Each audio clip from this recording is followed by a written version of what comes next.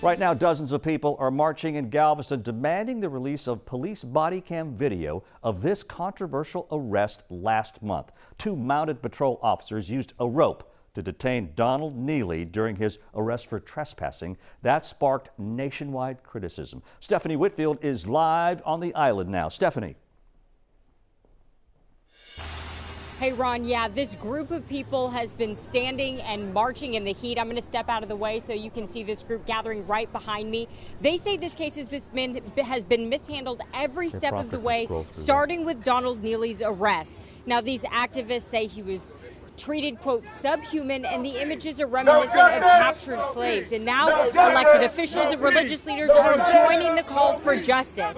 They want body cam video of the arrest to be made public, like his attorneys have asked for weeks. And they also want trespassing charges against Donald Neely dropped because he's mentally ill.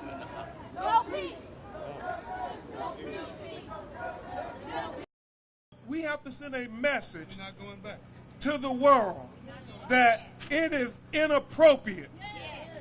I don't care what intellectual justification, technical reasons, no words can be said to justify what they did to Donald Neely.